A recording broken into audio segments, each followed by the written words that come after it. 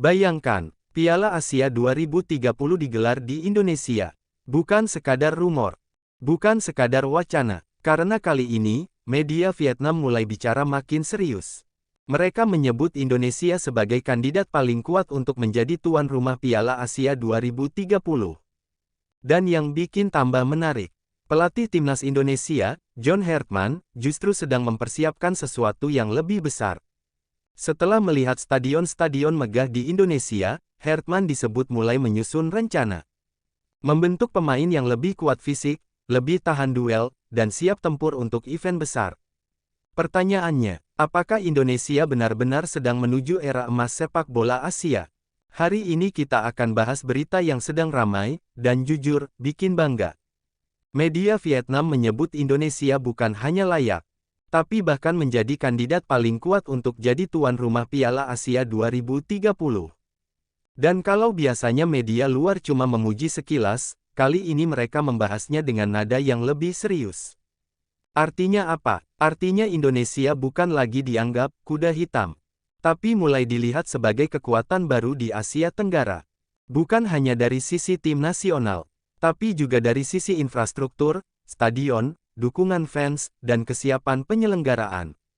Media Vietnam menyebut Indonesia punya modal yang sulit ditandingi negara Asia lainnya. Mereka menilai Indonesia punya keunggulan besar, seperti stadion baru dan renovasi stadion besar-besaran, fanbase terbesar di Asia Tenggara, antusiasme sepak bola yang luar biasa, dan yang paling penting, Indonesia sudah mulai terbiasa jadi tuan rumah event besar. Kita ingat, Indonesia sukses menggelar Piala Dunia U17.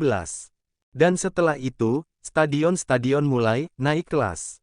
Dari yang dulunya hanya standar nasional, sekarang mulai masuk standar internasional. Dan Vietnam sadar betul, kalau Piala Asia 2030 jatuh ke Indonesia, maka Asia Tenggara akan punya pusat sepak bola baru.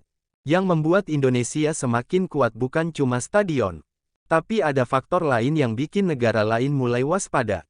Indonesia punya momentum. Kita lihat timnas sekarang. Diaspora makin solid, kompetisi makin berkembang, pemain muda mulai punya mental Eropa.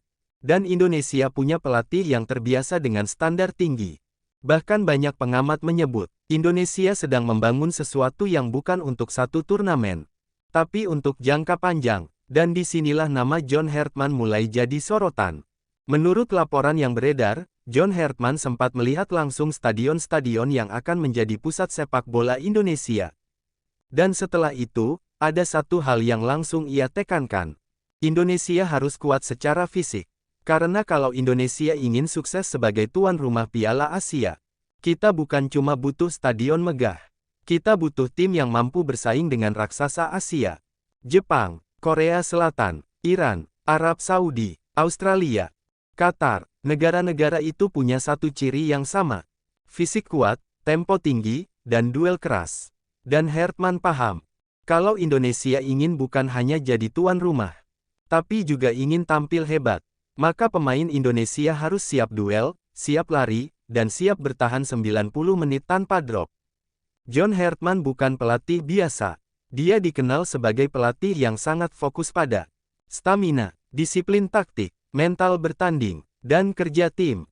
Banyak pelatih bisa bikin strategi, tapi tidak semua bisa membentuk tim yang tahan banting. Dan setelah melihat stadion Indonesia yang makin modern, Hertman diyakini melihat peluang besar. Kalau infrastrukturnya sudah seperti ini, maka timnya juga harus naik level. Karena stadion bagus tanpa tim kuat, itu percuma.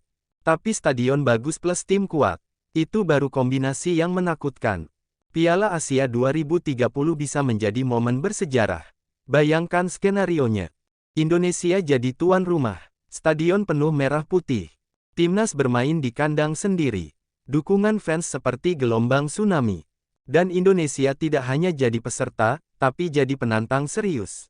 Bahkan banyak yang membayangkan, kalau Indonesia jadi tuan rumah, target realistis bukan lagi sekadar lolos grup, tapi bisa saja masuk semifinal, atau bahkan lebih gila, masuk final. Apakah itu mustahil? Tidak, karena sepak bola modern bukan hanya soal nama besar, tapi soal sistem, disiplin, dan kesiapan. Dan Indonesia sedang menuju ke sana. Yang menarik, kenapa media Vietnam begitu menyoroti Indonesia? Karena Vietnam paham, jika Indonesia jadi tuan rumah Piala Asia 2030, maka Indonesia bukan hanya tuan rumah. Indonesia akan menjadi magnet baru sepak bola Asia Tenggara. Sponsor datang, investasi datang, pemain asing datang, dan Liga Indonesia bisa